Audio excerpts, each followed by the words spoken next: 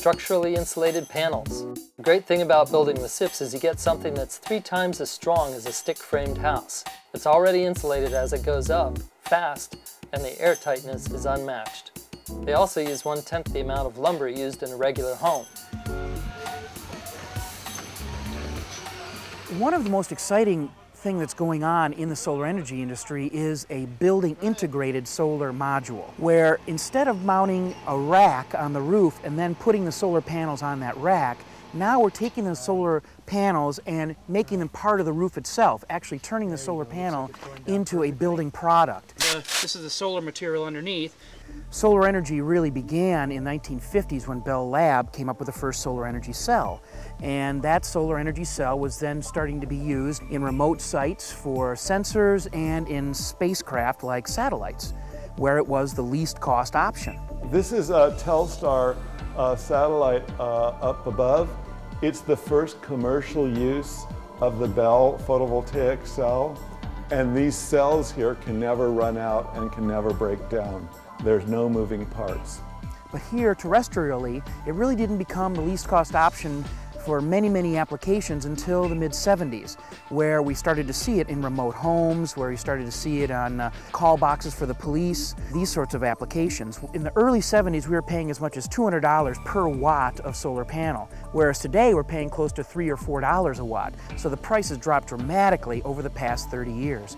This is one of the main factors in bringing solar power to our homes today, is that number one, we're seeing solar panels themselves, the type that produce electricity, becoming much, much cheaper. And we're finding that the equipment that goes along with it much more reliable. Things were going great, but then a few mistakes showed up. Are we looking over there? Guys, talk to me!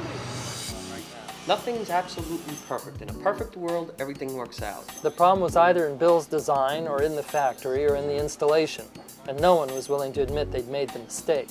I realized too late that I should have had the company install their own panels.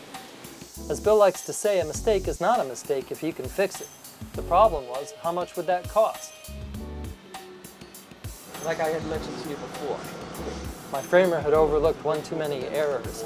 I had to fire him and hire another. We lost our budget for finishing the inside of the house. But we moved on, finishing our passive solar system. Sun would come in through the south-facing windows, and heat would be stored in a thermal mass wall. Inside the same wall existed our chimney. As heat rises up through the chimney, it heats up another concrete duct where air will be forced down from our air handler once it's in place. Running months behind schedule and without any mechanical systems yet installed, the temperature indoors never dropped below 42 degrees, even when it was 7 degrees outside. First night in our bedroom, that is sheetrocked. And we were watching the moon. It was a full moon last night. And this morning we woke up to the sunrise, which was incredible. But passive solar is only our backup system. To heat and cool the house, we went geothermal, using the temperature of water from our own well. So I've got relatively warm well water, relatively cold refrigerant. I've making the refrigerant relatively warmer. I've transferred the energy to it. I've compressed it. I've put it into, and becomes a very hot gas. I put it into an air heat exchanger where I pull relatively cold air against a relatively warm refrigerant. I warm the air. Sounds very complex, but everyone has one of these in their home. It's called a refrigerator. We're taking the air in low at the bottom and heating and cooling at the perimeter registers, and we're creating a big circulation loop through the whole house. Our aerated floor is working.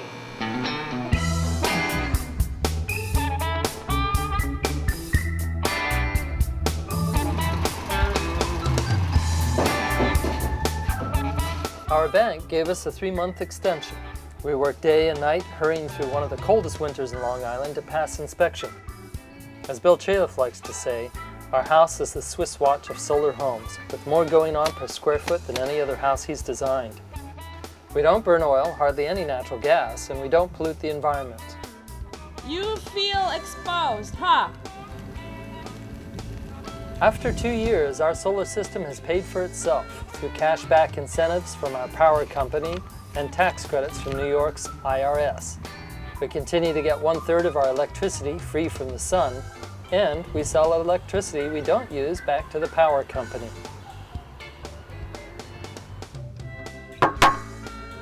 For our total energy consumption last year, we spent $2,000 less than comparable homes in the area.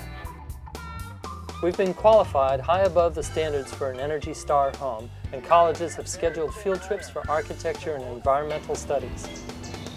As the cost of oil goes up, we will certainly feel an increase in the value of our small home. Ahalani, living in harmony with the sun.